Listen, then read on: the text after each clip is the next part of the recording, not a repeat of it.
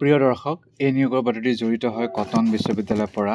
পাণবজাৰ গুৱাহাটী অসমত কটন বিশ্ববিদ্যালয় আছে, আপোনালোকে জানে। তেওঁলোকৰ অফিচিয়েল ৱেবছাইট হৈছে www.cottonuniversity.ac.in। ইমেইল ID হৈছে registrar@ccsu.ac.in।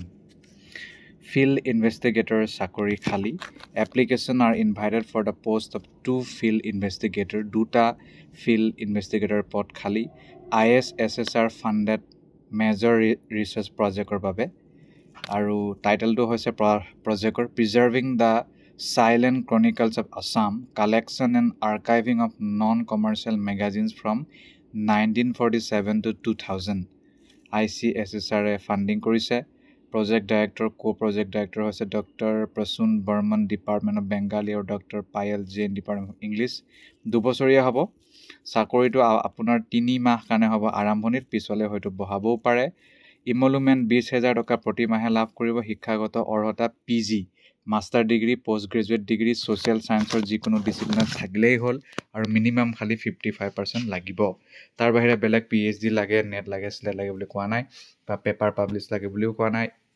ডিজায়াৰেবল কোৱালিফিকেশ্যন বুলি ধৰা যাব যদি আপুনি ইংলিছ আৰু অসমীয়া ক'বও পাৰে, লিখিবও পাৰে, বেছিক কম্পিউটাৰ স্কিল আপোনাৰ আছে, তেতিয়া আপুনি এপ্লিকেশ্যনটো অনলাইন পঠাব লাগিব।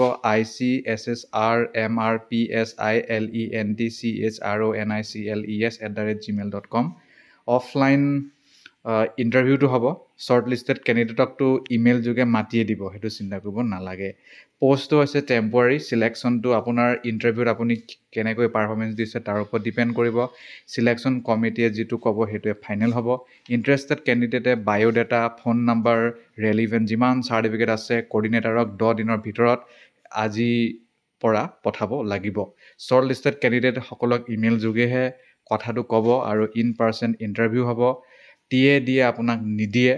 আৰু যদি অন্যান্য কথা জানিবলৈ বিচাৰিছে বেলেগ কথা, তেতিয়াহ'লে কোঅৰ্ডিনেটৰজনক কণ্টেক্ট কৰক। টিএ দিয়েটো নিদিয়ে বুলি কৈছেই। আৰু জেৰক্স কপি নিব, অৰিজিনেল কপি, সেই 2টাই নিব। এইকেইটাই মূল কথা। ধন্যবাদ।